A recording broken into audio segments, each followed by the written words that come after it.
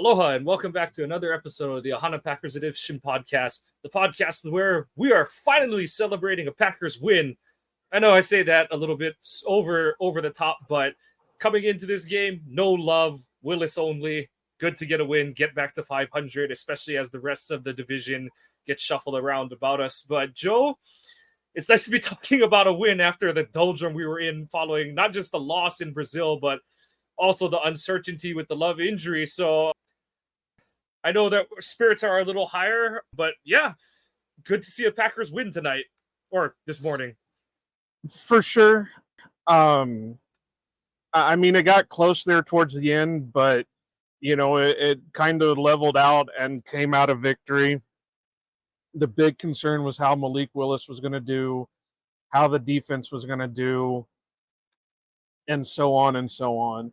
So I just want to say that Aaron Nagler, you were wrong in the fact that they were the same fields that they were dealing with down in Brazil as the Packers have in Lambeau, because there was not a slippage problem this time.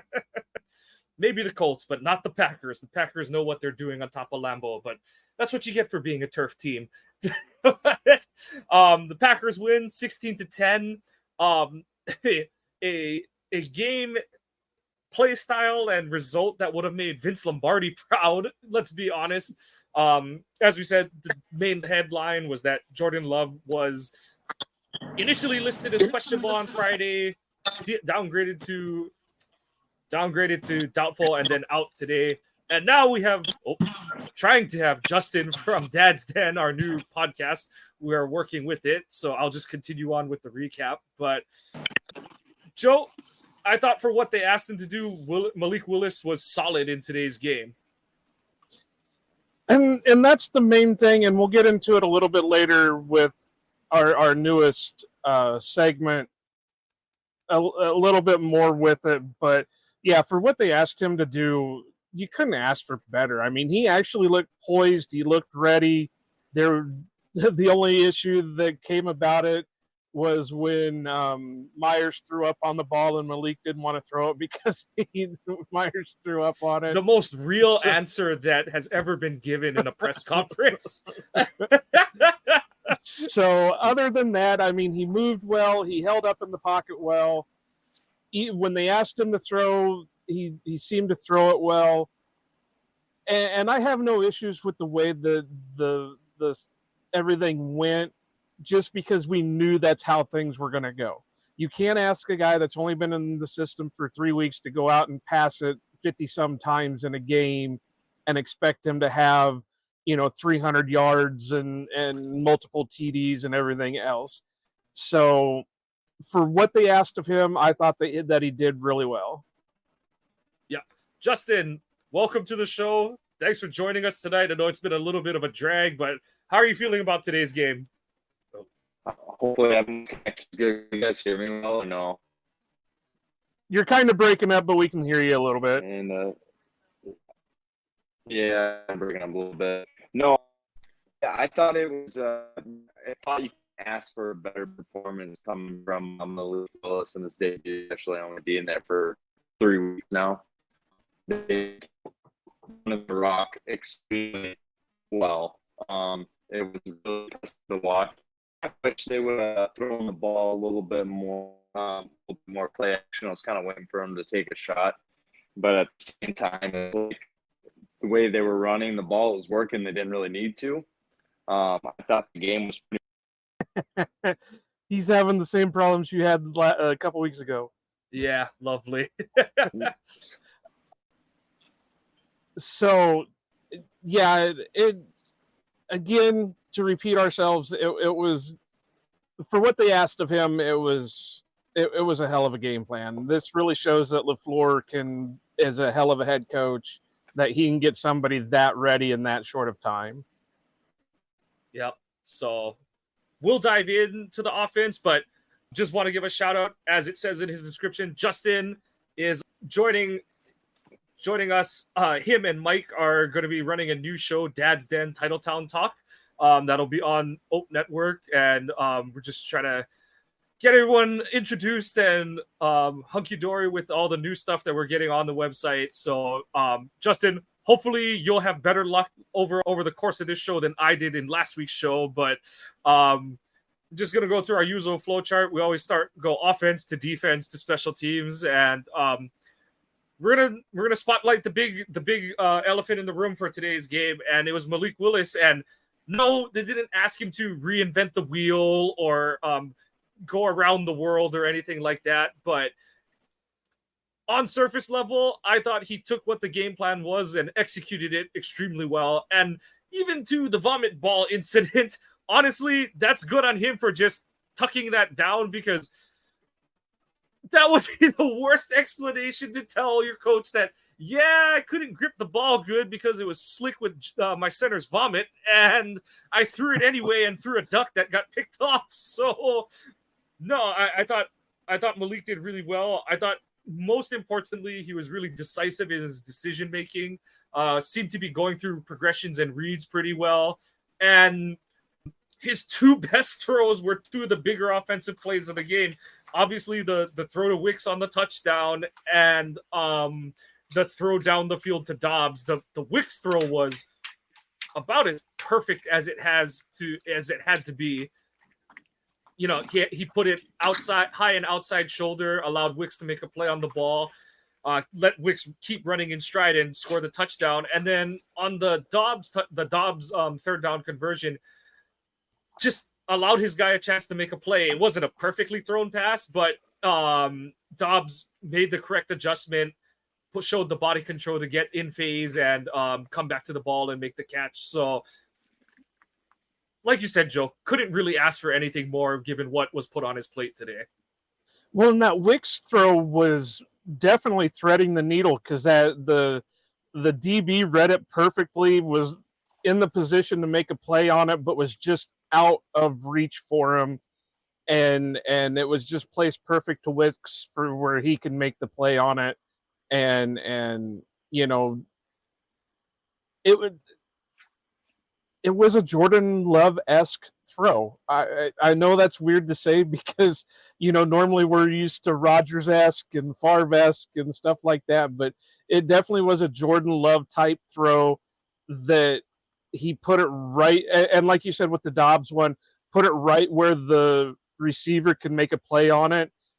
And Dobbs did what we were kind of saying about after the Eagles game. He got physical with it. He went up, and, you know, I know people were comparing it to Randy Moss and, you know, saying he mossed the DB and all that, but he got physical. He went up and he took the ball away from the defender and made the play. So that's what you ask of your defensive backs. That's what we were kind of saying, that we kind of wished Christian Watson would do a little bit more of and get physical and that. But I don't even know what the breakdowns are, Mike. Do you know of how many throws that Malik actually had?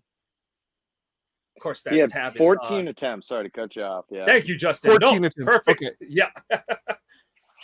He's 12, 14. I think he was a buck 22, 126.8 rating for his first goal out there. 136.31 The biggest thing that I would say with QBR. Yeah. Yeah, that's really good. I mean, I don't know if anybody else noticed just how calm he was back there. Just calm. And like he didn't seem like he had, like, you know, he was nervous. Like, he just went out there and executed. And I don't know if you guys listened to the post game, you know, his conference, what he goes through. The dude is just super, super humble. He's just glad to be here. He's taking his chance. He's not, you know, out there looking to gloat and stuff like that. He you know, he put it on the team. It was a great team win.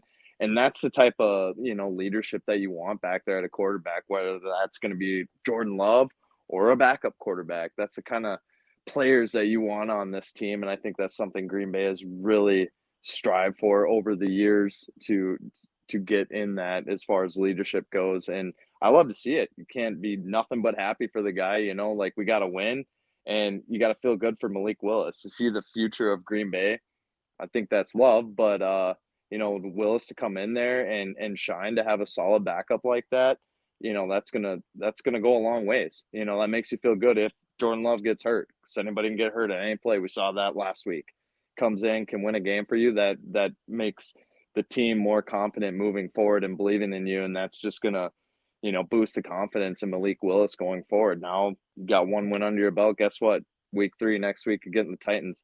Said it's not a revenge game, but he can maybe throw a little bit in there. He's got that one circled on, and he wants to get in there and kind of stick it to him.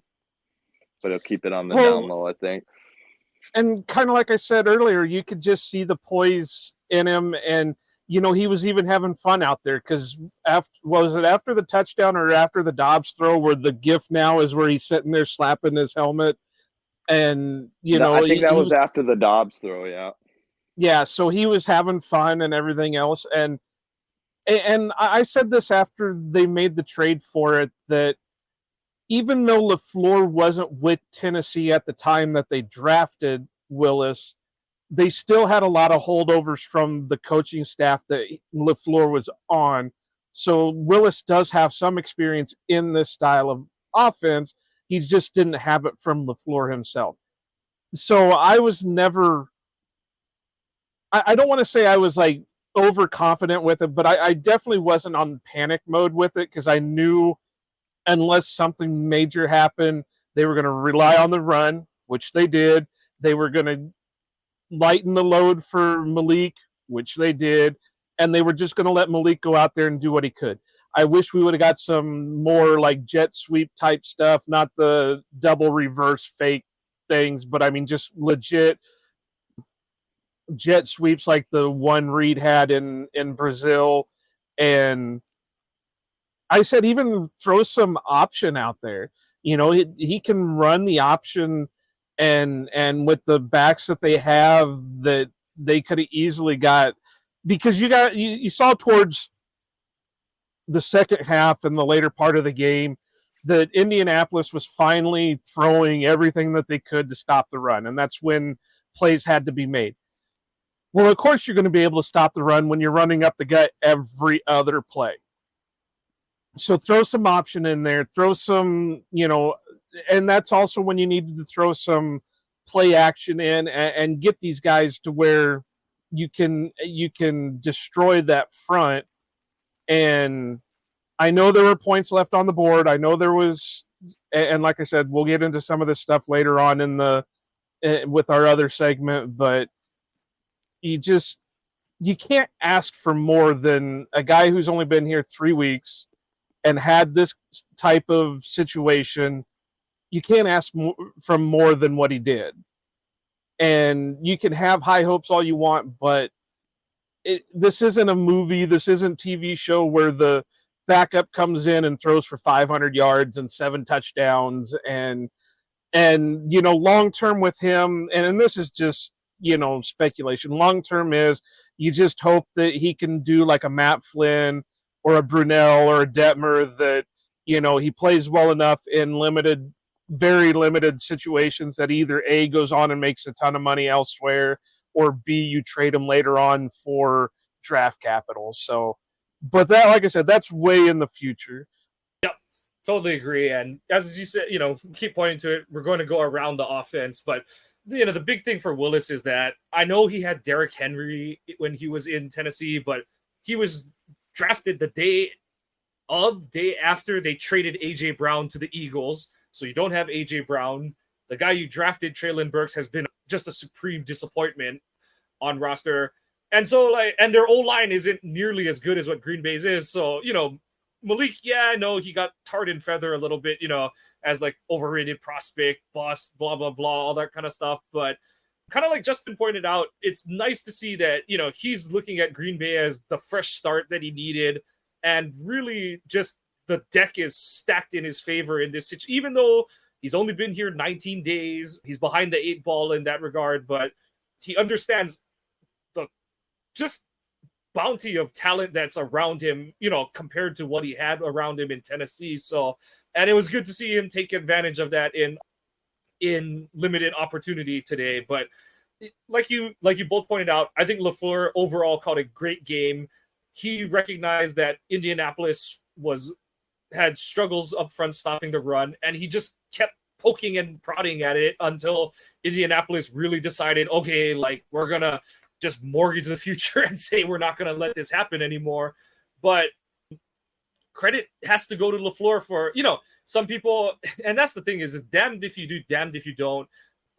I said that I wanted them to take some shots early, loosen up the Colts defense, because everyone knows what's the first thing you do when you're facing a backup quarterback. That opposing team wants to run the ball, take the load off of that backup quarterback, yada, yada, yada. I like our O-line. I didn't think that we would be able to have this kind of game where it's just like, yeah, we're just going to shove it down your throat and there's nothing you can do about it. Great to see from our O-line, a unit that's had a couple questions. I think, again, we're going to keep going to it. We've been doing it for 10 days now, Joe, but it's that field. As much as anyone wanted to say, some even within Packer circles, that it's the same field, it is not. Weight and force ratings matter. And you saw it today. This Packers O-line was not slip and sliding around. They got on balance, got their traction, and were able to really control this game up front and take it to Indianapolis. So you really liked seeing that. And it just made the game very easy for Malik, and will flow in from O-line to what was a very good game from the running backs. Unfortunately, Marshawn Lloyd got dinged up, and his best run of the day got taken away by a penalty, but you saw his explosiveness.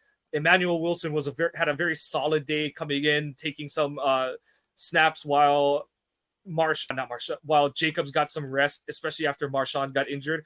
And Jacobs, yes, the fumble was bad. That's bad fundamentals all around.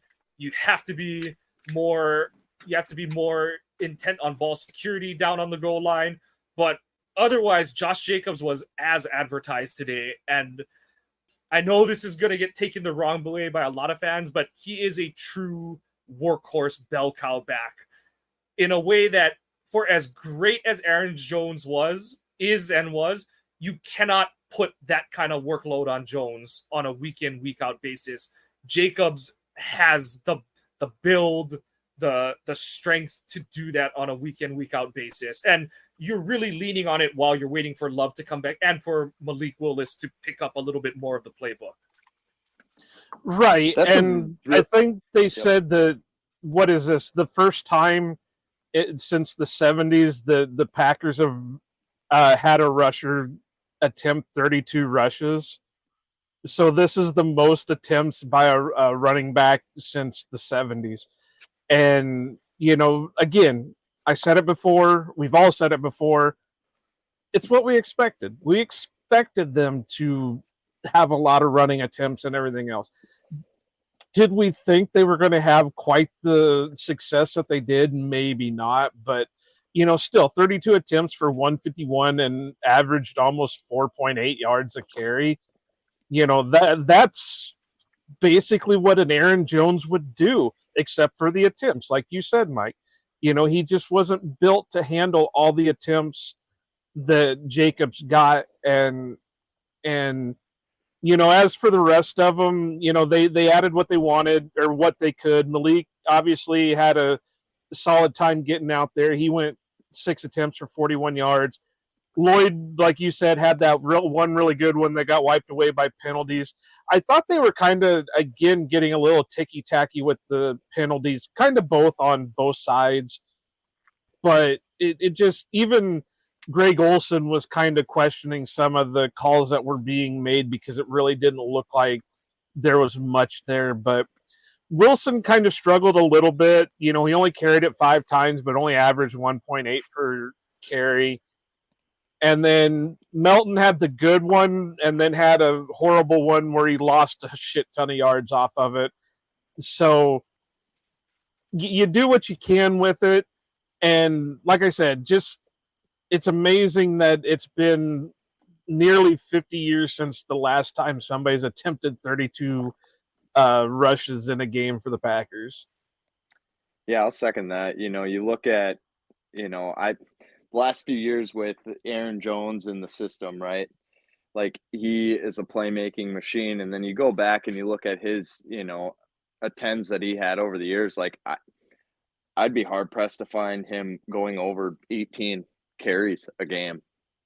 it's been crazy. It was just crazy to watch to see somebody come in here and do that. And like you said, Josh Jacobs is just built to be a workhorse back. He did it in Oakland right away in his career. He's doing it here. It's just it's really nice to see. And then you look as a team in total, they ran for 5 yards.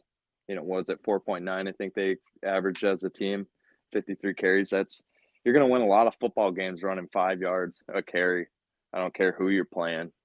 And it's crazy that, when you're talking about the Colts and how they knew that Green Bay is going to come out with the backup quarterback running the ball, and then Green Bay just ran at will at them. You got to give that credit to the O-line for that. But it's exciting to see, and I hope they can build off that. And, are they going to run for 260 yards every week? No, but it's promising to see Jacobs do that, and hopefully he can secure the ball a little bit more. But I think it was big time. It was nice to see Marshawn Lloyd out there getting kind of shifty, and it's exciting to watch this running back group as a whole move forward, because I think we're going to see a lot of it. And kind of going back to the point about the Green Bay offense just being able to ground and pound the Colts.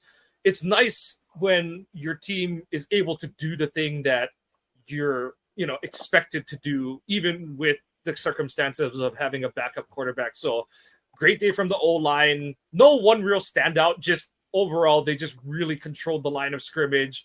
Willis got some pressure here and there, but for the most part, I didn't think he ever at any point just started to duck and run kind of thing. I think he just was like, I'm here to take care of the ball. I'm here to get us ahead of the sticks as much as possible. And if I can run, I'm going to run. And I thought he made good, quick decisions in that department. And I want to say half of his attempts were actually QB draws. So they were actually called runs for him. So yeah, he had no. It really was mostly barf. It was barf ball, and I think one more play where he kind of just didn't like what he was. And it from the whatever broadcast replays we got, it didn't look like a great play setup. So I mean, I'm sure that was his marching orders, like, don't put the ball in harm's way, just take off and run kind of thing, and that's totally fine going forward. Especially. We're hearing different things on when to expect Love back, whether it's Rappaport saying, they're shooting for week 5, but even Rappaport kind of said there's high hopes he'll come back before then. And then on the other extreme, you have LaFleur saying it's a true day-to-day thing and stuff, but lots to be. I'd lean more to the day-to-day, because I would think that if they had a feeling it was going to be 5 weeks, they would have just IR'd him. Yeah. Went that route. Exactly. I agree with that too. I mean, they're with him signing that big deal and stuff like that too. And Green Bay is pretty conservative when it comes to injuries. So I agree with that. If it was, if they're really concerned, they would have slapped him on IR. I hope he comes back next week. If not next week, they build off this. If he's still not there yet, I'd say, ride with Willis again. And then I think that I want him back a week sooner than that to play Minnesota, because they're looking pretty good. They're surprising right now what they did to San Fran today. So it'd be nice to get Love back. I can't say that. I mean, I know what they did against San Fran, but the sad fact is Sam Darnold did this a few years ago with Carolina, where he had a stretch of 4 or 5 games where he looked absolutely amazing, and then it just all went downhill from there.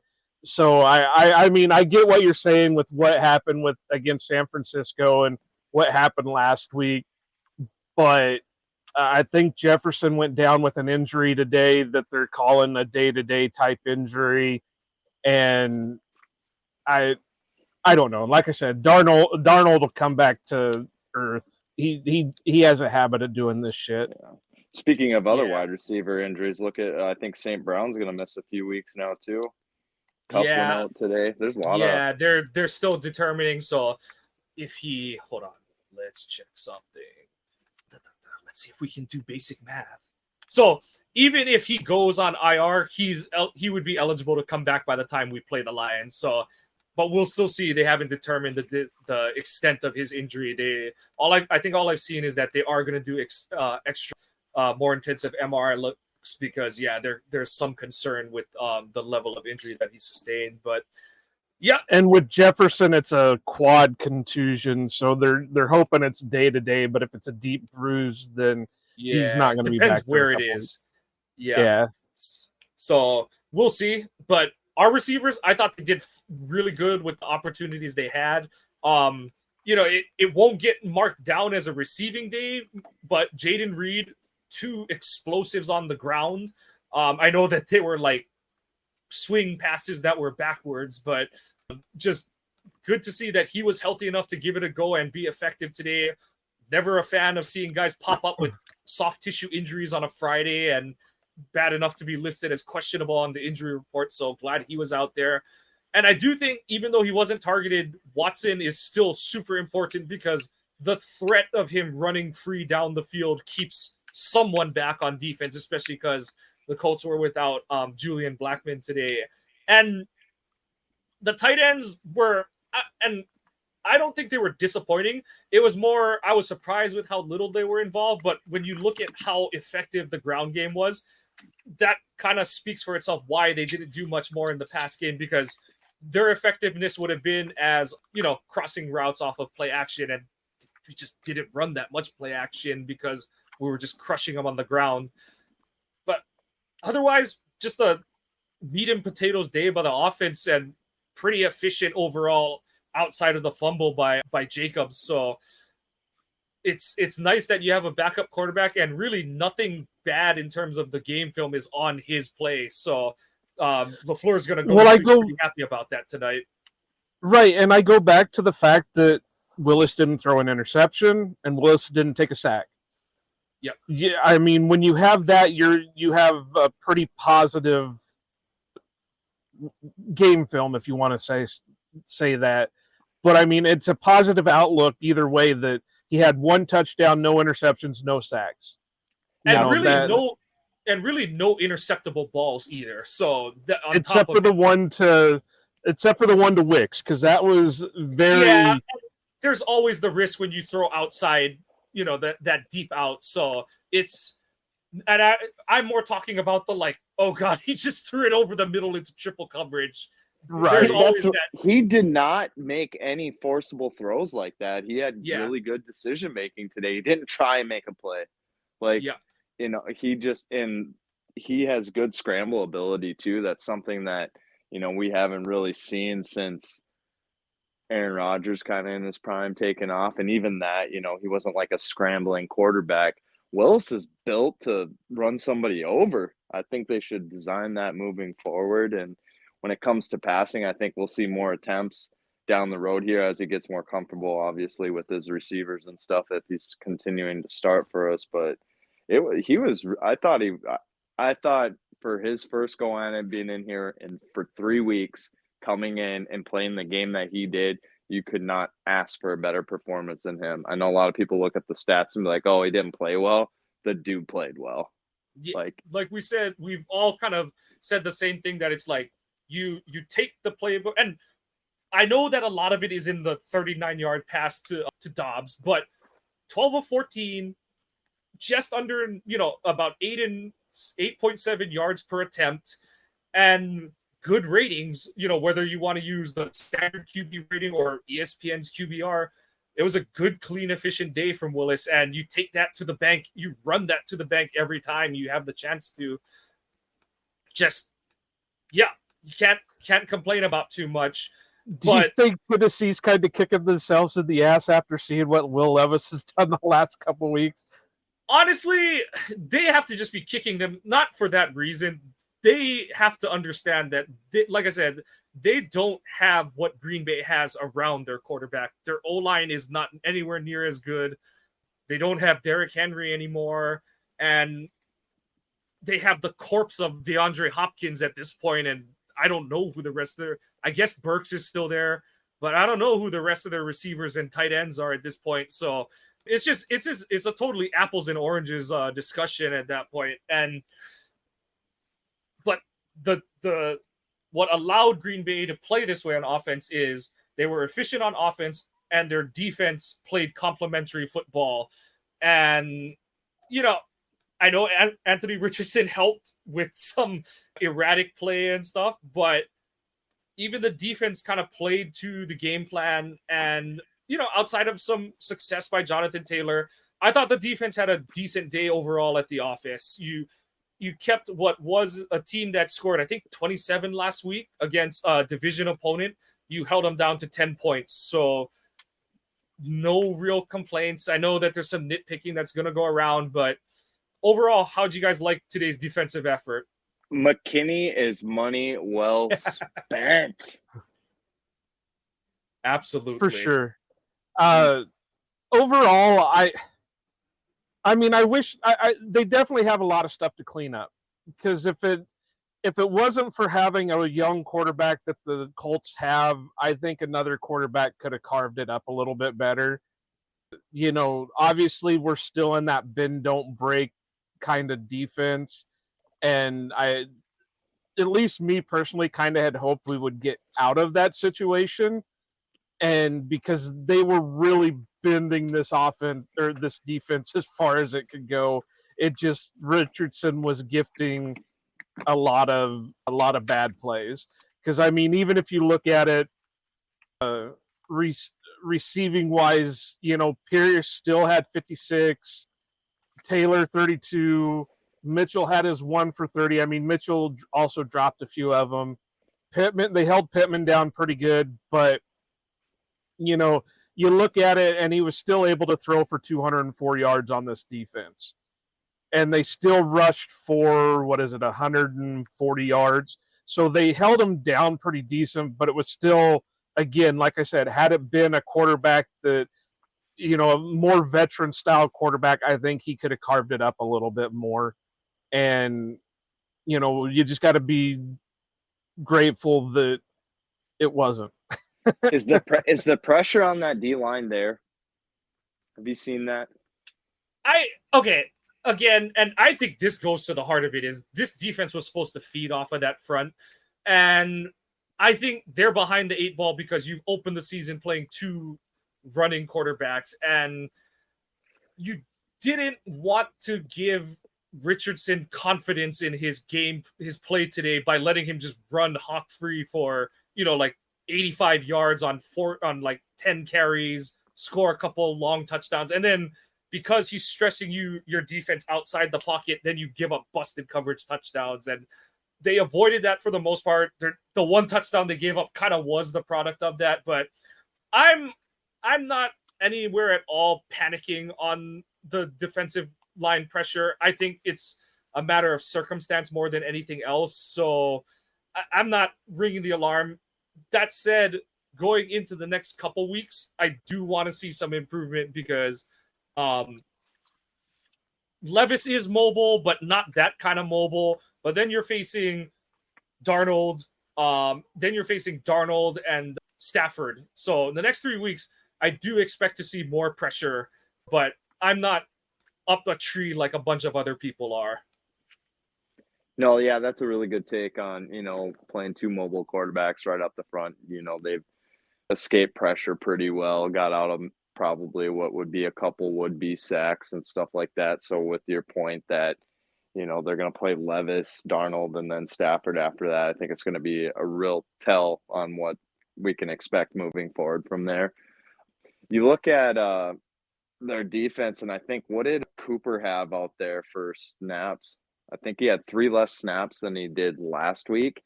And I want to see him on the field more. I don't know if he's up to speed yet or if there's, a nagging injury or what's the hold up on there. But, I want to see some design blitzes from him because he is lightning quick.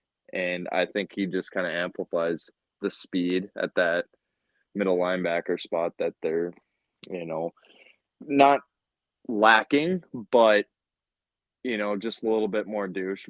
McDuffie's he's played okay, but I would really like to see Cooper out there more moving forward, and I hope that's the plan. I think that's kind of a function of, I think it does go back to, 2 things. One, he missed all a training camp with, the 1 or 2 injuries that he had. So he's behind the 8 ball there.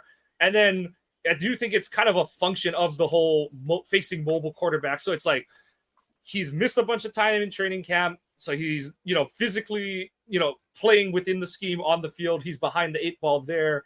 And then on top of it, excuse me, and then on top of it, you're facing a mobile quarterback, so you've got to be assignment sure. And it's like, okay, so you've got this guy who didn't play in any of the preseason games, and you need him to not bust, get the wrong call where he's supposed to be in man or a zone, but then he's like spying the quarterback. Those kind of things where it's like, oh, like, how did that guy get open? And it's like, oh, Edge was supposed to have gotten him.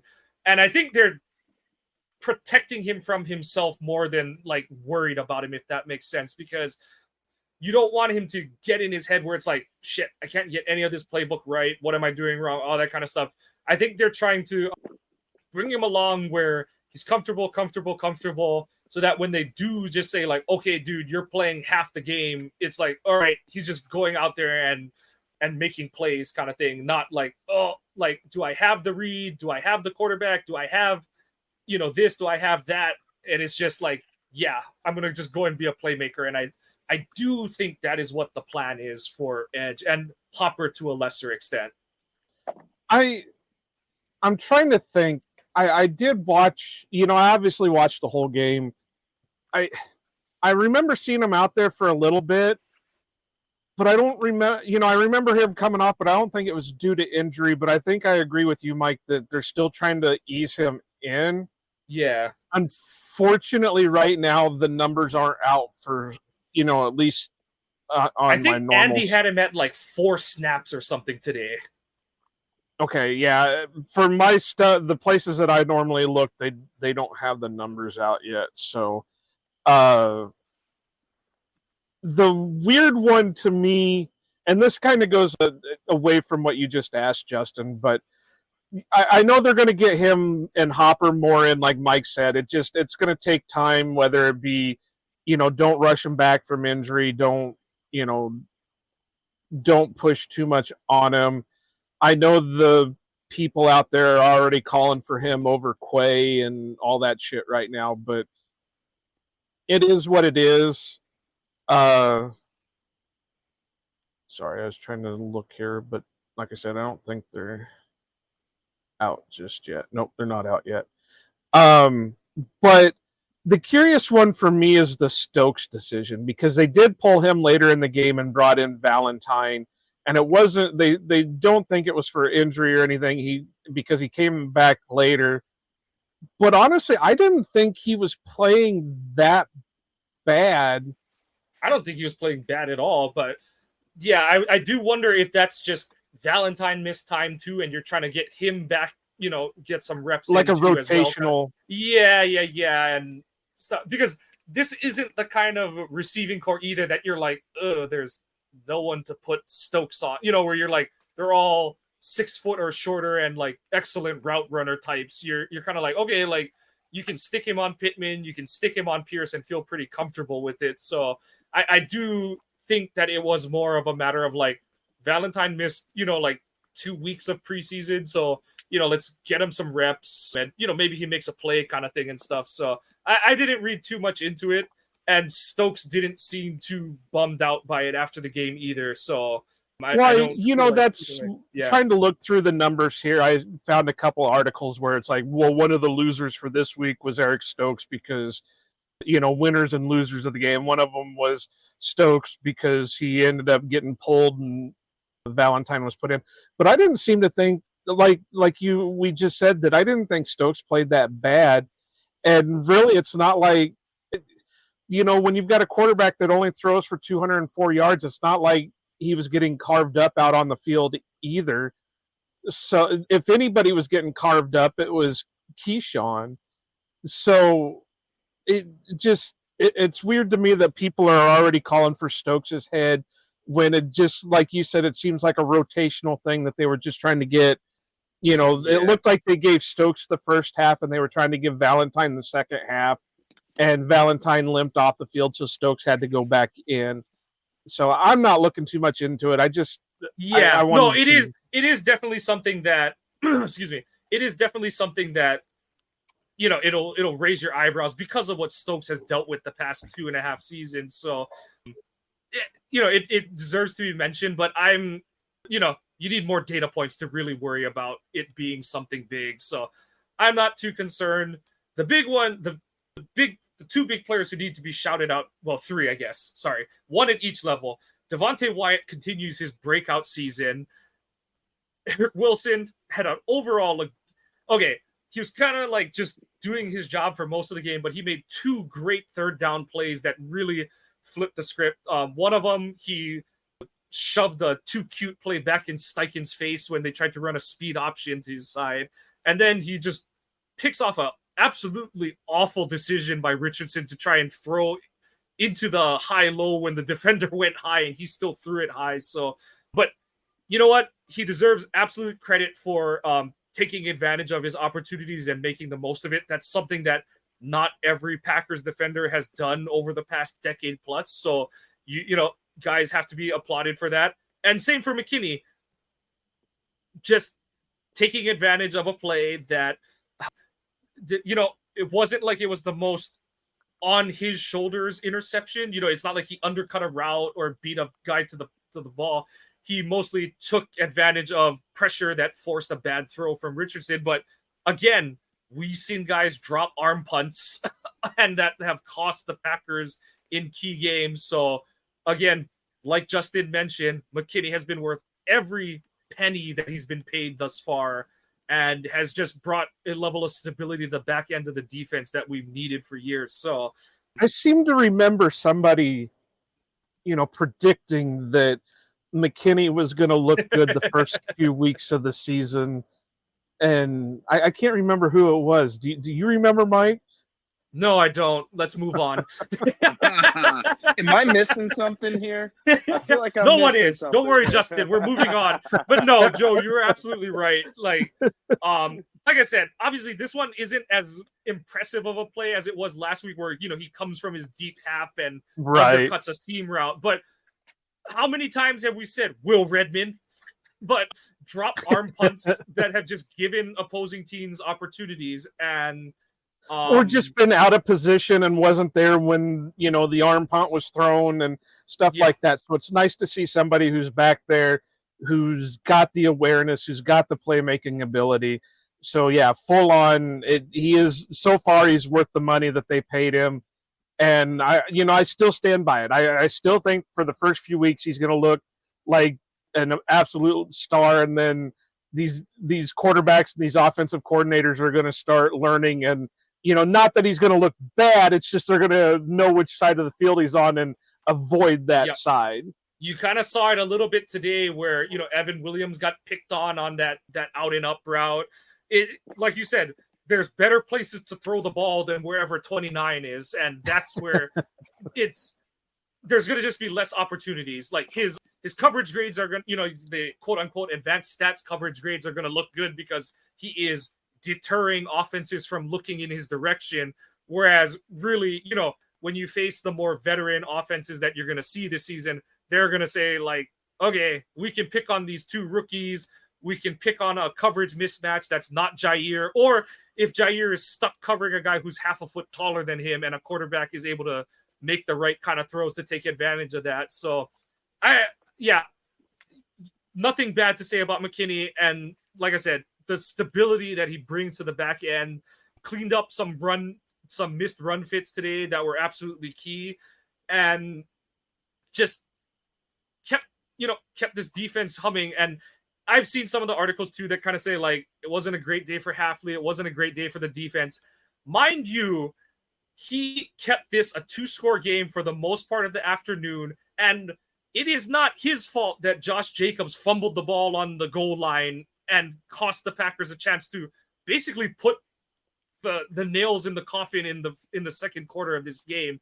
And yes, you don't want to see Jonathan Taylor running, you know, like hog wild on different moments, you know, different drives of the game. But look at it. It's the same thing as last week. No, I don't like that he averaged 8.5 yards per carry, but you kept Anthony Richardson tied down for the most part.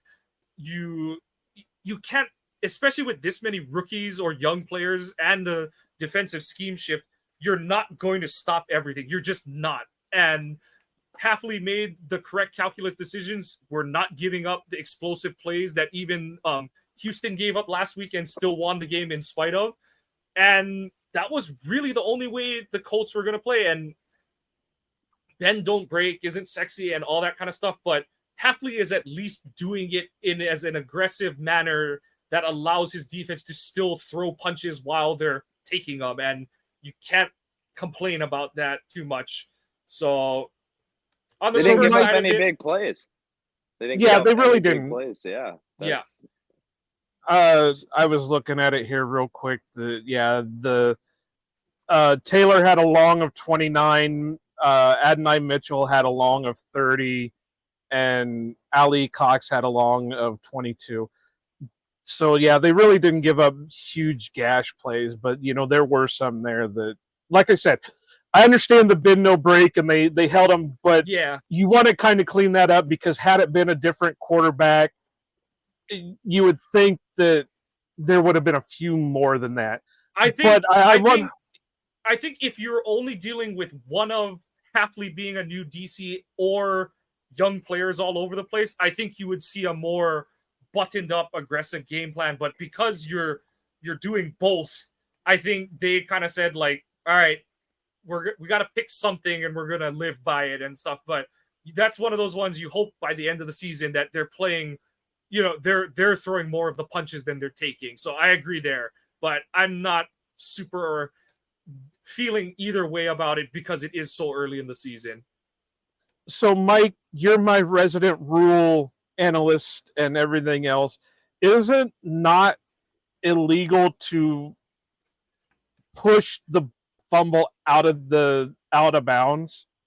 It absolutely is, and the what makes that one stupid is it was blatant that that's what he was doing. The way you get away with it is you come and slide in and you like, I'm trying for it, and you like, no, he slid with his hands. He slid two hands out. It was like it's going out of bounds, and that is one of those where you're like, it didn't happen on the Packers sideline. It happened on the Colts sideline, and you wonder like if it's on the Packers sideline, is it, everyone is standing there in green and gold going, what the fuck is that? And then the refs kind of like, oh, yeah, you're right. Whereas on the Colts sideline, it's like, oh, it went out of bounds. Oh, well, you had, I forget which defender it was, but someone was like doing this. You could see someone in a Green Bay uniform motioning like this. And the ref kind of looked at him like, yeah, whatever. But I do think if that happens on our sideline, you get the penalty call because 3 coaches are hopping mad and everyone in a Packers uniform. LaFleur was already hopping mad throughout the freaking game. So yeah. But the side judge is on his side. He's like, "That's over there. I can't say anything." And LaFleur is just like, so yeah. On the negative side, like I said, it wasn't a great day for everyone. Quiet day from the defensive front. Like I said, I do put most of that on the game plan, but you would like to see more wins out of this group. But that also is why I shout out Devontae's game today. It's just good to see him taking that leap. You want to see him, D linemen take longer to develop. You like seeing him take that step. The coverage stuff I'm not super worried about because, like I said, you play this rush scheme where you're containing the pocket. You're not getting pressure as fast as you want. So guys have to cover longer. And so there's going to be plays to be made on the back end. Quay didn't have the greatest day. And I know I'm one of the people more in the pro Quay camp and stuff, but I don't think it's as black and white as he took a bad angle. He should have been there to make a tackle. Because, okay, there's 2 things to that. One, he's in frame because he is actually athletic enough to be around the ball. And 2, okay, the long run where he, didn't take the greatest angle, but, they run a pin and pull play, goes out to the right, Bullard gets smoked inside, and then Jair can't, not that I expect him to, but he has to deal with a puller, can't keep outside. Quay has to play that inside out. And he can't just run outside and have the back cut inside of him. That's just how his assignment is. Do you want him to get out there? Yes. But everyone's talking about how it's the hottest game in the history of Lambeau for whatever years. But then when Quay looks slow or tired, it's like, whoa, what's his problem? He's supposed to be your alien linebacker. So it's like, no, I'm not excusing everything he did, and he's got to make that pick. It was a great read. did everything right except catch the friggin' ball. But everyone who's blasting Quay, who's the guy who pressured Richardson on the first interception? It's number 7. And no, he didn't make more good plays than bad plays today necessarily, but I don't think his bad plays were purely he fucked up and it's his fault. There's nuance to it. Save some of that for later, because we'll get into it in our segment. I've got other things to say about that, and some people are going to tell me I'm a bad fan for some of the things I'm going to say, but I'll tell you exactly why I'm saying it. So, but overall, this is one of those. It's not a burn the tape game, and you guys give me your impression on this afterward. It's not a burn the tape film in the sense of like last week's where the field was so bad that you can't take too much from it, but the backup quarterback situation, you blow the chance to go up 17-zip because that's out of the defense's control. You should be going in for a 17-0 lead, and Jacobs fumbles the ball into the end zone. And it's still a unit in transition. Hafley's only been there 6 months. You've got rookies that you're trying to incorporate. You've got young guys who were in one scheme 1 year, and now in their sophomore year, you're like, all right, we're doing this now. So the main thing is that as we go through the season, this is not the same thing we're seeing come week 15, 16, 17, 18. That's all I've got. They made some weird decisions with the inactives list today. Oladapo, Brent, they made some inactive things today. Oladapo, Cox, Dillard, Glover, Wooden. So I think it's just it's crumbly. So hold on while you figure that out, Joe. But I agree. It was a little funky that, the Oladapo one's not surprising. Again, young player, missed a bunch of training camp, got some spot reps here and there in the preseason games. But again, kind of like Edge not playing more, Hopper not playing more. You want to make sure you can trust these guys to do what you need them to do on the field. The Wooden one was kind of funky to me because I didn't understand not having more of your interior D linemen where you're like, okay, you're going to contain the quarterback, but let's try and get some interior pressure. And Wooden was getting that last weekend. He showed an improvement in that phase of the game over the preseason and down the stretch of last season. So that one was kind of funky too. But yeah, I think it just shows that guys that, more on Wooden side, Cox kinda, but the fact that we're having these debates of who was up and who was down shows that there are some, there is some decent talent on the back end of this roster. And the fact that we're talking about it is, a good thing for the Packers.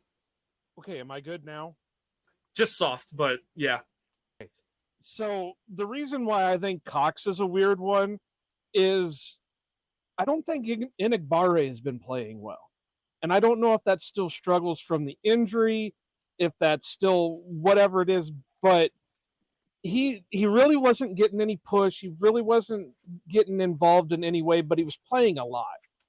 So, those inactives were weird to me. So but anyway, I don't think you can completely throw this game film away. Right. Just because there was a lot of good involved in it. I mean, for the little bit that Tucker Kraft played, he had an amazing game. Musgraves had some teaching moments. He needs a little. Obviously, it's through the blocking, and we all knew that Musgraves wasn't a great blocker. Defensive side, it gives some learning things for Williams and guys like that need the help. And Bullard too. Yeah. Yeah. And I thought, Lucas played pretty good. He had that solid tackle for loss, but it seemed like he was getting some solid pressure in there. Yeah. I thought it was really weird. I don't know if they were just kind of rotating them in and out because of the heat, but I thought I saw Rashawn more on the sideline than I did in the game. And I think it's the heat. I thought that was weird.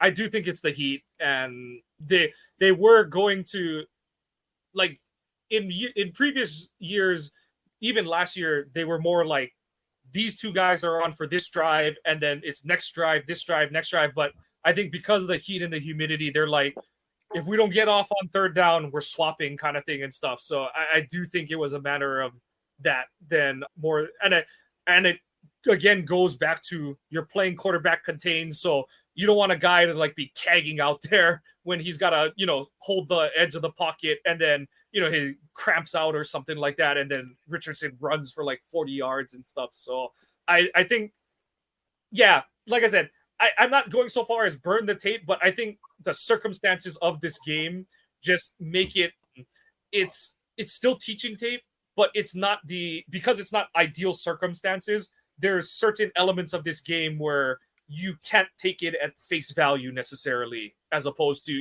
like hopefully a game in a month kind of thing when Love is back. You're playing in like a dome or something, and you're expecting that guys are just supposed to fly to the ball at that point and all. But Justin, any last thoughts on the defense? No, I think that, like I said, the other name, if you're talking about Ignare, we haven't heard much of Preston Smith lately. I'd like to see him do a couple good sack celebration. I know that he has it in him. Like I said, you look at this game, it's a game, it's in the books, they're going to move forward. It was hot. The defense still getting their groove, right? Like who's going to be the anchors everywhere? Who's going to be the studs? Who's going to go through? Got a starting lineup, but it's when you find stars on the team too, is when you really get your feet wet, move forward, and see the the direction they're gonna go. Overall, I think they did one of their best defensive performance in a while, right? Like look at how much we're used to giving up throughout the years or doing that. They didn't give up any big plays. I think it was it was a good thing. I would have liked to see Quay Walker pick that pass off, but like you said, it happens so quick, right? It's impressive enough that he's in position. Stuff. Yeah, it's impressive enough that he's in position to make that play. But yeah, we're going off of too that Pierce makes just a stupendous play to reel that thing in off the tip. I swear to God, only against the Packers. Like I'm just surprised Pierce didn't run it for a touchdown. It happens. Like Yeah. So no, overall, it was a good performance on the defense. I was happy with it. Obviously, we would like to see a little bit more sacks and stuff like that. But hey, they did good. They didn't give up big plays. It was solid. I'd like to see that going into next week. Yep, taking advantage of their opportunities and going into our special teams. Honestly, not that much to talk about. Dan Wheeling continues to be excellent. Absolutely excellent. He pinned one inside the 10. He shot a friggin' cannon off when the Packers were kind of back in their own end. In their own territory. Yeah, flipped field. I don't think it was exactly a 60-yard punt, but he 59. Flipped. It's listed as a 59. Yeah. You were all over his stats, weren't you? I have the stat list pulled up right here. I got it too. I'm just kidding. But yeah, so absolutely flipped field position there. Coverage units were fine. Nothing really happened in the return game. Nixon didn't really have the opportunity to do anything, and neither did Reed. Although that one where he caught it along, where it bounced off his chest out the sideline.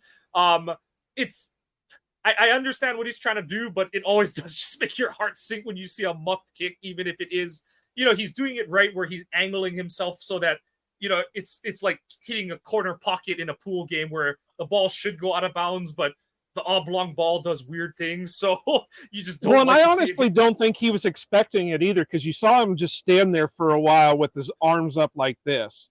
I think, he kind of lost it in the sun or something like that. So it was just a weird play.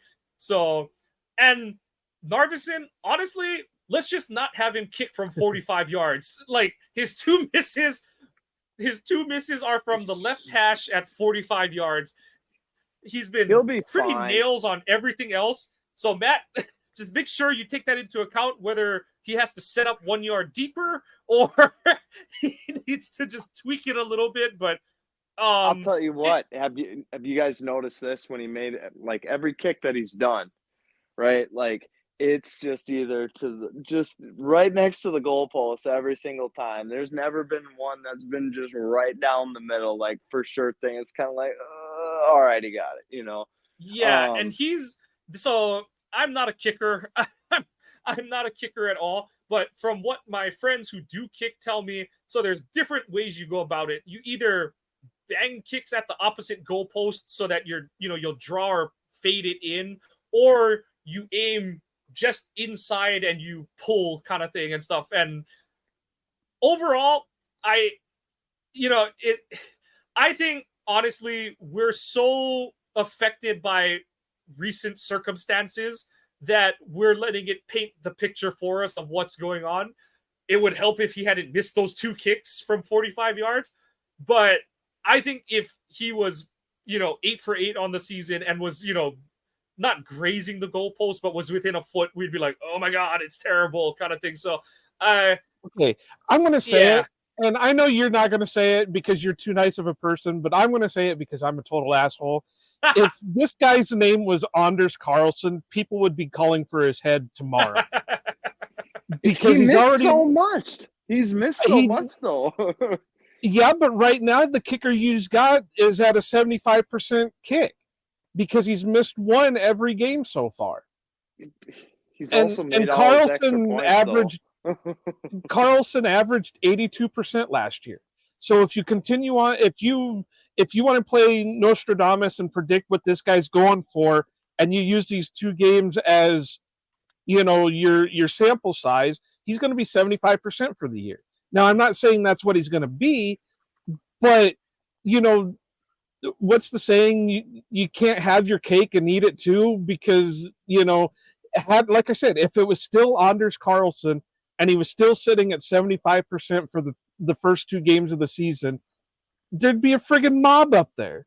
Well, what's going to happen is Graham Gano got hurt for the Giants. They're going to sign Carlson, and he's going to turn in just like his brother and be a punishing kicker in the league. We're not the Vikings, so it won't happen.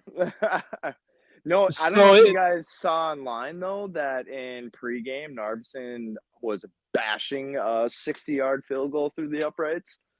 Did you guys see the clip of that? I didn't see it, but I know they said he was hitting some pretty deep ones. But that's pretty typical of pregame NFL games where they're sitting out there going as far back as they can to hit them. But I think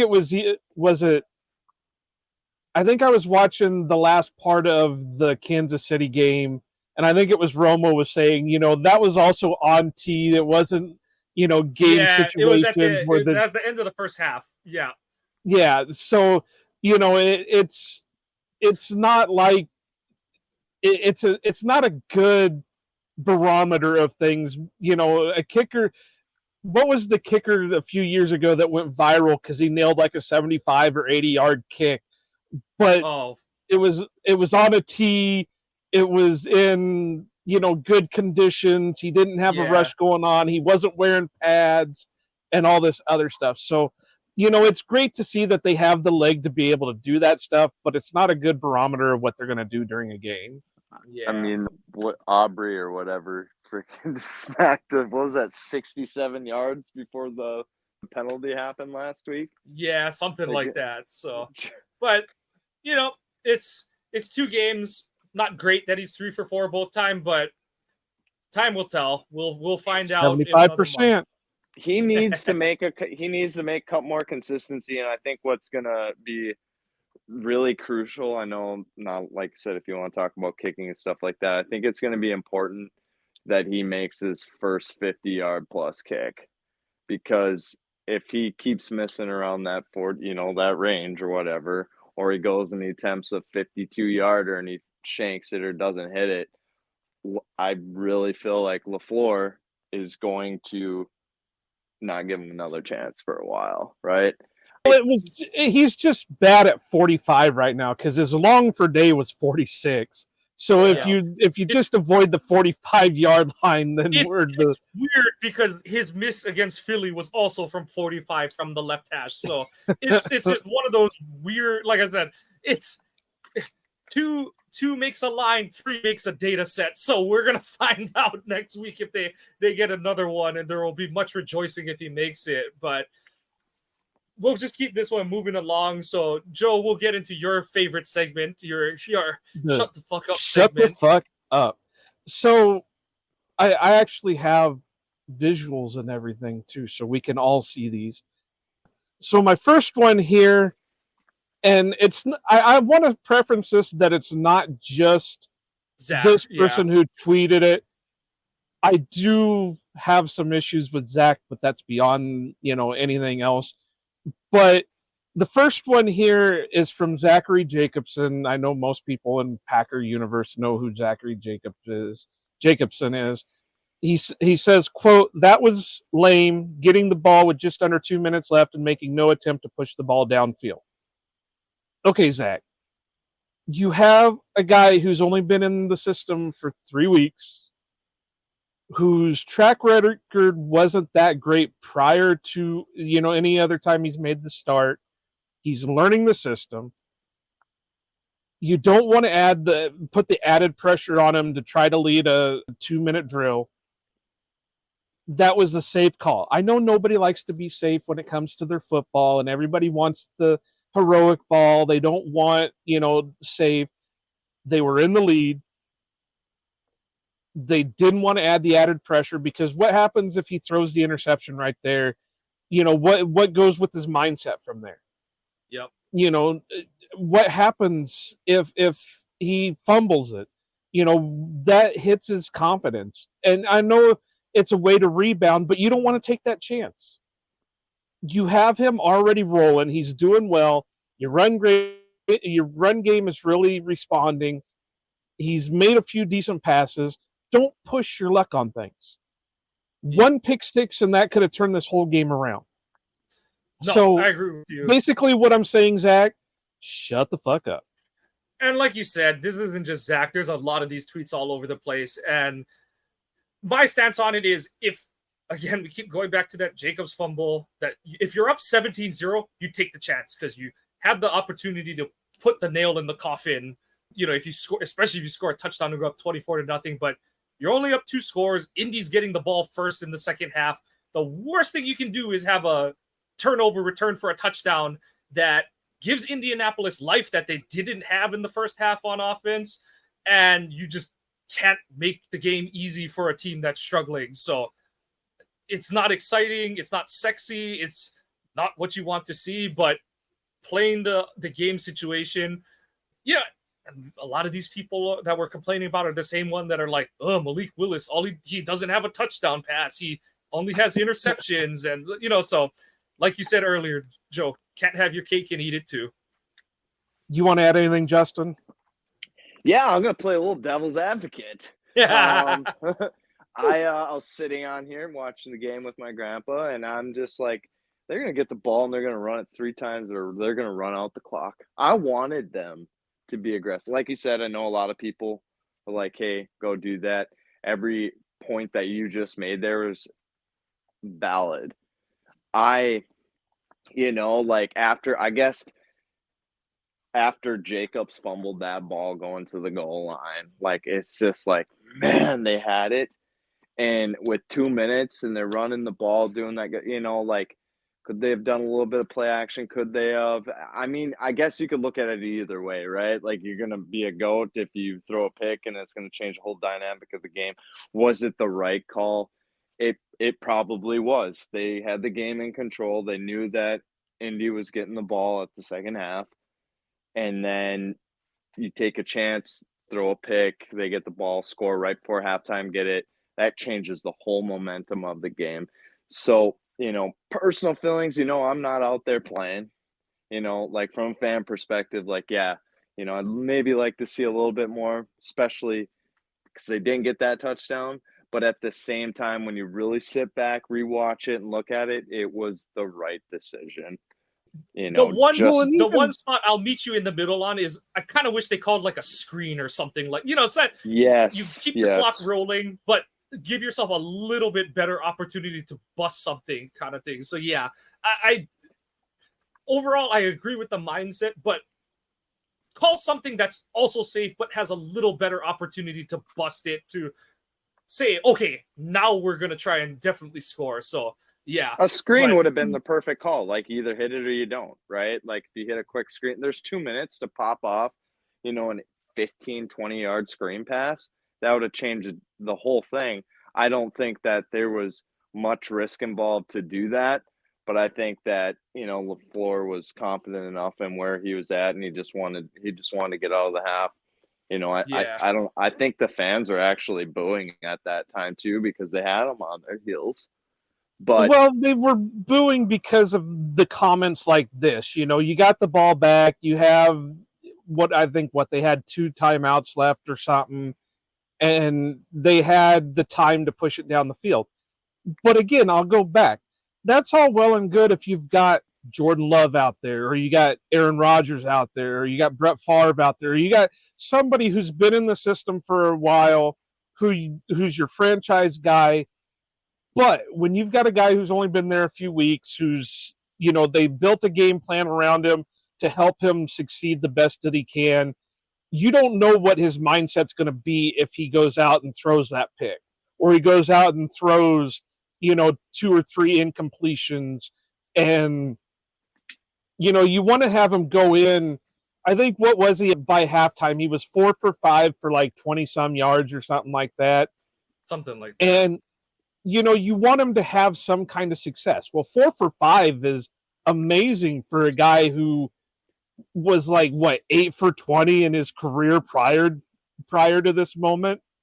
So I mean, you have successes to build on, and what's the thing that we always say, Mike? Stack successes. Well, that's your success to build on to see what you can do in the next half. I'm all for getting points, and I do agree that maybe the play call should have been a little bit different, but I still don't think you push your luck with it, because at that moment he already exceeded what he's done in the past.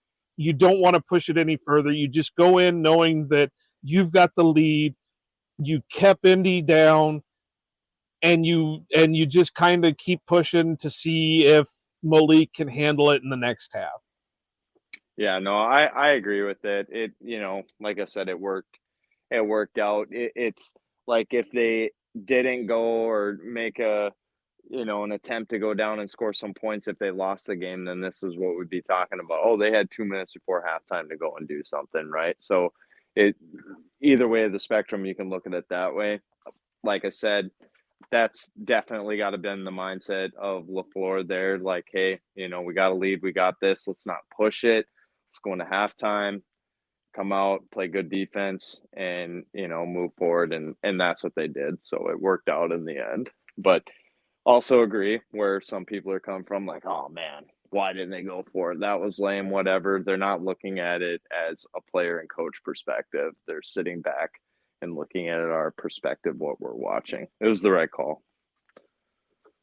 All right, so this one is an easy one, but I'm just going to skip it because we already just kind of talked about it. But Mike, I'm going to get you to do this because this one's all you, buddy. So I agree with you on your end of it that it's not. But anyway, these are a couple of tweets. One is from Elisha Tversky on Twitter saying Quay Walker is a problem and not in a good way. And then right below it is Jonathan Murphy saying need to get Quay Walker off the field. I don't think he's as big of a liability as these guys think he is. He's athletic. I will put it probably about 75% of the time he's in the position he needs to be. It's just trying to refine his skills. He's got the skills. He's got the awareness. It's just now we've got to refine it, and it's a work in progress. Did you find these comments on comment 77 off original post? Who are these people? Some of them are people that I follow. Some of them are people that I've caught on retweets and stuff like that. This is the whole point of the segment is I scour social medias to find this stuff so we can rip them apart. Okay, I like it.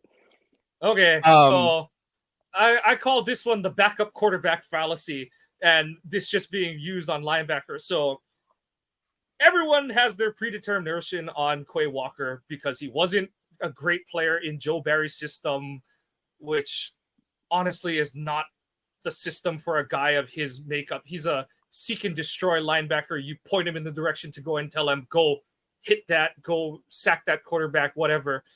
Barry's sit back, read and react scheme isn't for his skill set. But what people don't want to admit is, so they look at it and they say, we drafted 2 guys in the 2nd and 3rd round this year. They're going to be better than Quay. You don't know that the guy that you drafted in the second round is basically Quay, just 2 years younger. And you're only liking him because he's a second round pick, not a first round pick. And I'm not going to do it because I'm rooting. Just like I want Quay to do well, I'm not going to shit on Edge without seeing him play and get a good shot in this system. But what are you all going to say when Edge goes out there and if he just shits the bed, doesn't know what he's doing, looks the wrong way in every play, can't get out to the sideline plays that Quay is, or whatever? What is the point there? Yes, Quay needs to play better. I'm not going to sit there and sugarcoat that. But there is a reason that Edge, Hopper are not playing over anyone, even McDuffie. So everyone, chill the fuck out and shut the fuck up. I got it to say it. That's great. But isn't one of the reasons why... Didn't they come out and say one of the reasons why Edge didn't play as many snaps last week was because when he went out there, he made a couple of good plays, but then he made like a boneheaded mistake and LaFleur wanted him off the field right away? Yeah, and like I said, the game plan, it would be totally different if it's like, we're playing a standard offense, just go, you're in the hook zone, just go and hit people or make plays. He's responsible on one play he's got a QB spy. Next play, he's the overhang defender, and he's got to get to the edge and set the edge on a run. Didn't do it well on one play today. And another play, you're dropping into a deep middle zone. And it's like, okay. And like I said, this is not a shot at Edge. This is you trusting a rookie who missed almost all of preseason to do all these things correctly. I understand why the team is hesitant to do that. It's a function of circumstance again. But like I said, are you going to bring the same vitriol if Edge goes out there and gets every play wrong? I don't want him to, but all I'm going to say is don't have your cake and eat it too. You got anything for it, Justin? Or are you going to try playing devil's advocate again? If you do, I'm going to boot you right off this stream. Oh, Quay Walker. No, I think he's just fine. People need to calm down about Quay Walker. He's young. I think he plays with a lot of passion and a lot of fire, and I think that gets to him a little bit. But at the same time, I want those types of people out on the field. He's young. He's explosive. He's fast. He can be coached. I think he's going to be good. He's going to make some punishing plays this year moving forward. And like Aaron Rodgers said in the past, everybody just needs to relax on Quay. The only thing that I'm going to say about Quay Walker, and I'm mad at you, Quay, so if you hear this, know that I'm mad at you. When I left Green Bay, I stopped at my favorite place, Waukesha Sports Cards in the Appleton Fox River Mall. And they were supposed to have a signing September 10th. So I put my money down to pre-order an 8x10 signed by Quay Walker. And I got a call Friday morning saying you canceled the signing and you've canceled multiple signings, so they were returning my money. So I'm pissed off that I'm not getting my signed 8x10 that I pre-ordered. So, that's where I stand with you, Quay. At least I got my money back, though, so I'll be all right with it. All right. And on that note, we're going to close this one out. Want to say thank you. Well, no, I got one more. Episode. I want to put one more. Okay. I want to do this audio one in because this one really pissed me off, and I think it pissed all of us off. And you might be a little lack on him because he is a Michigan guy, so, whatever. But good human being, but always has a smile on his face when you see him in the locker room. Got his window ball, Malik Willis. So that's Taylor Lewan, former Wolverine. Oh, yeah. Taylor.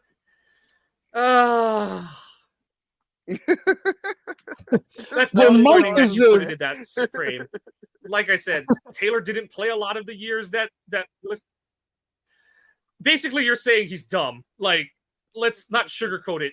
You're saying he's football dumb. And the point I keep going back to is Malik was not put in a position to succeed in Tennessee.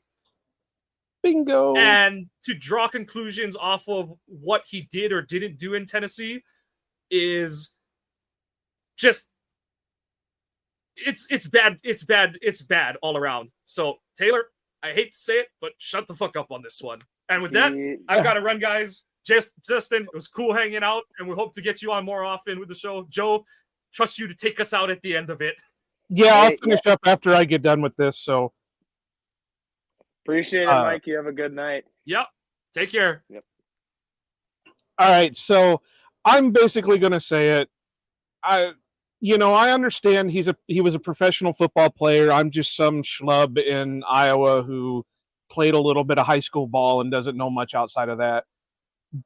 But that's a pretty bad take. And it just, there's no need for it. I understand a lot of content creators anymore are trying for that hot take, and that's just not it. I'm not going to say he doesn't know ball. He was drafted for a reason. They knew he had to know something for him to be drafted. It was in the 3rd round. He was projected to go 1st round that year, but obviously he didn't, and that's fair, and I don't know the reasons, whatever. I mean, when you look at Taylor, it's interesting that I said that. I would almost expect that Taylor Lewan might come back and make a comment and be like, you know what, I take that back or something, because I watch him and Will Compton on their podcast and stuff like that. I think if he gets enough stuff on it, I think he'll come back and I doubt it. Either I really that or moving forward. I think, especially when they play the Titans next week, one of two things is going to happen. Either he's going to completely ignore it and move on to the next thing, because that's what a lot of these content creators that make the hot takes do, or 2, he's going to double down on it for this week because the Packers are playing the Titans, and there's a good chance that Malik is going to be starting. So I really think with the type of person he is, he's going to either completely ignore it or double down on it. And it's stupid to say that he doesn't know ball, but he's a really good guy. He doesn't know anything. Okay, whatever. You don't just get in the NFL not knowing anything. Come on now. Exactly. Especially, I know the 3rd round is completely different from the 1st round, but the 3rd round is still a prestige round. Yeah. And, he was drafted for a reason. Like Mike said, he was put in a shit situation. No guys to throw to, hardly any kind of line blocking for him. There's just no way he could have succeeded down there. We saw today that with the limited play calls game plan that they had for him, he succeeded in it. That tells me he does know football. He does have an IQ to play football. Is it a high IQ? Maybe not, but it was a successful enough IQ. So since we are running a little bit long, I'm just going to say, Taylor Lewan, shut the fuck up. Well, I got some good breaking news as we speak right now. The Bears just lost. That's always a good thing. That one didn't surprise me, and that was another thing I was going to bring up. But like I said, we are running a little bit long, so we will end it here in a couple seconds. But I just want to say to Bears fans, you also got to shut the fuck up, just because of the simple fact that even Malik Willis had more passing yards in his first game than Caleb Williams had in his first game. I don't know what the stats are for this game, but I am willing to bet that it's probably even just as close with passing yards on that one too. Or he got some garbage time in there. But hey, no, I appreciate you having me on here. Look forward to, getting our show rolling out. We'll have you on that as well. Today was a good day in the NFL for the Packers. We got our first dub with the backup quarterback. And one more little tidbit that I'll end on is that we are the first team in NFL history to have 800 wins. Yep. So just hang out for a little bit until we're done. But just want to say that thanks everybody for tuning in. We appreciate everybody that listens. We, obviously follow us on all our socials. On Twitter, it's at Ohana_Packers. Instagram, I think it's Ohana Packers Edition. And same for Facebook. Follow us there. Mike is at Quantum Mike. I'm at Iowa_Joe86. Justin, go ahead and give yours out real quick. Yeah, we're currently working on ours, so we'll get that out there here soon. So we're gonna be in a little hold on that, but we'll get that out there. But like I said, we appreciate being on here. Missing my partner in crime, Mike, tonight. Shout out to him and his family. And we hope to get our first show out here rolling soon. And your personal one is at Trix Monsta. Trix is with an X and Monsta is with an A. Oh, yeah. Yep. Make sure you go over to the website, ohanapackers.org. Check out all our articles, all our past episodes. Make sure you check out our merchandise. Buying merchandise helps us continue to produce any and all content that we do and helps us become better, helps us with better equipment, better everything else, and all that helps. We appreciate anybody who buys anything. If we have any giveaways, you must be following the Ohana Packers Twitter. That way you will be entered. That's the one that we push the most. Next week it is the Titans. Mike and I will be back at you on Thursday with our preview of that game. So we'll end it with the way Mike usually does. Aloha and go Pack Go.